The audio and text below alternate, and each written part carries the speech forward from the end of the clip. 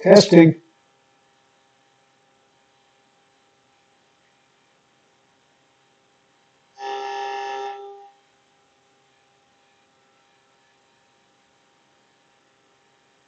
testing,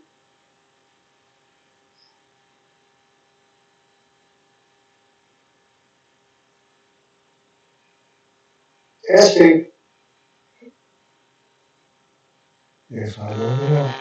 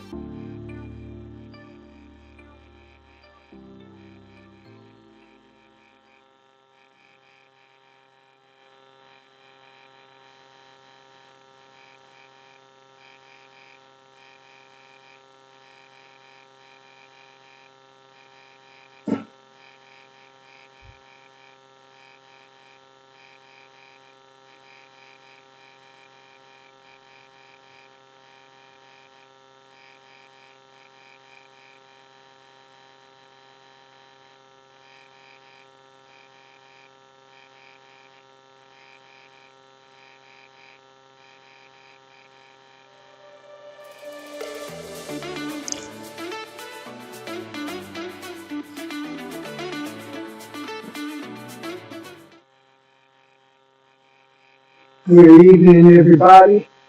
It's Mac, and welcome to a very special live edition of Slayin, That MF, the Gift of Life series. This is episode 10, and I'd like to welcome those of you who come in and share a little of your time with me. Thank you. I know you have other things that you could be doing, so I really want you to understand I appreciate you taking time out of your busy day.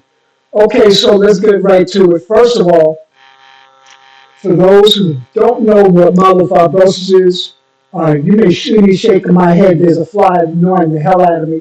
It's not that I'm going crazy.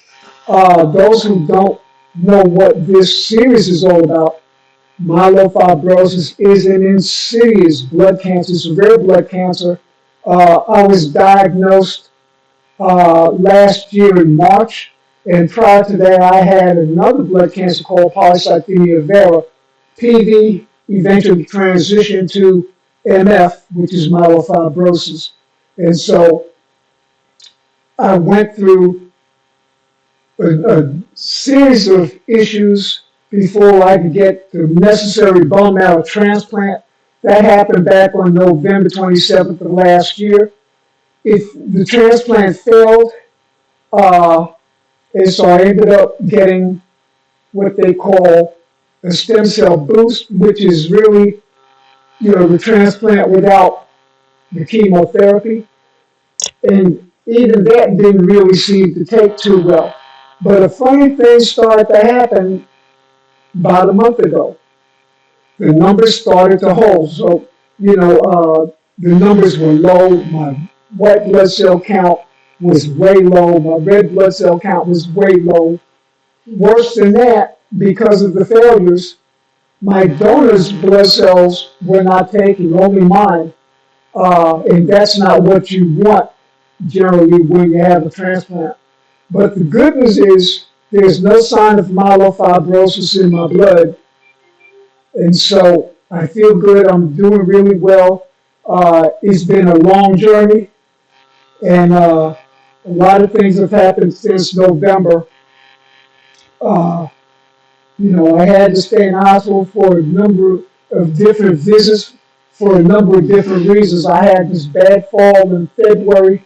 Uh, I broke my nose and tore up both my shoulders, my arms, and my hands. I'm still not ready going to therapy for that. I also had brain bleed. Thankfully, there was no desire by the doctors to operate because that's certainly no fun. And then I had to go in because I started having a knee issue, and they thought that that was related to my blood. Yeah, it was all sorts of different things, and I'm tired of just talking about it. But finally, I'm in a place now where the numbers are holding steady. My red blood cell count is where it belongs, almost at 2.77, and I have it right here. 2.77 is just a shade below where I want to be, which is 4.20. So if you look at this sheet here, RBC is red blood cell count. That's the second row down. The first row, WBC, that's white blood cell count. Right now I'm at 4.6, which is within range of the 4.5 to 10.0. I'm sorry, 10.5. Looking down the third row, HGB, that's hemoglobin, and HCT right below that is hematocrit. They're both low, but they are climbing with each week. I get lab done every week, and with each passing week, the numbers get better and better. And so, and then if you look a little bit lower, right there it is, PLT count, that's platelets. That too is low, but trending in the right direction. So there's reason to feel good about where I'm at. And I found out Monday when my last visit with the doctor. I was told that I'm strong enough now so that I could go ahead and get vaccinated. So that'll be a couple of extra layers of protection for me, especially when I start going visiting uh, in August. So, I know that those of you who may hear this may have your own feelings about getting vaccinated, getting the shots and everything. And, this should not be a political thing. If you want to get vaccinated, you should feel free to. If you don't want to get vaccinated, well, that's your call too. But I know with my situation as it is, I believe the best thing for me to do is to get vaccinated. Talk to your doctor, see what your options are, and make an educated decision based on the information that you receive from your medical physician. Okay, that's all I'm going to say about that. But that's the big news. That's about really all I got. This is not going to be a long program. I usually keep these shows uh, 15 minutes or less, and I don't see why that should change today. But I would like to hear from you all. I'd like to know how you all are doing. If you're someone who's dealing with myelofibrosis, let me know at what stage are you at. Did you have your bone marrow transplant yet? And if so, how are you feeling? Uh, I'd really love to know how you're doing. All right. Uh, if you had the transplant, uh, had you experienced that funny taste in your mouth? Did you deal with that? Were you able to eat? Were you able to eat the swallow medicine, or did it give you all sorts of problems the way it gave me shortly after my transplant? Uh, and you're going to experience something. Most people do. It's different for everybody, as we've discussed before. And sometimes I may sound like a broken record, but everyone has to understand the destination is the same. What's the destination? To get healthy again. The journey is different for all of us. Okay? So if you hear me say, I'm feeling great, I've been doing well for the last month, that's me. Now, you might have other symptoms than what I had. I didn't really, vomit. Uh, I didn't have diarrhea. I didn't have headaches. I got through pretty good there. But some people might experience either one or all of those things and other things, you know. But again, it's different for everybody. Don't be discouraged. Don't give up the rope. You hang in there. You hang in there, you fight. Because you're not fighting for just yourself, you're fighting for your loved ones too. And as I like to say, if you get tired, tell your loved ones, let them fight with you and for you. That's very important. I've been so blessed. Uh, I've got such a laundry list of people who have hung in there with me, and many have been with me from the word go. Others found out later, and they're hanging in there with me too. So, uh, I can't stress enough the importance of having the right people surrounding you and telling you the right words, the right thoughts. Your mental is very important. Your mental is very important. I can't stress that enough.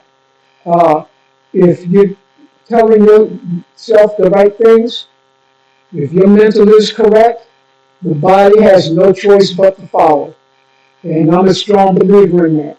So I want you all to, remember that. I want y'all to,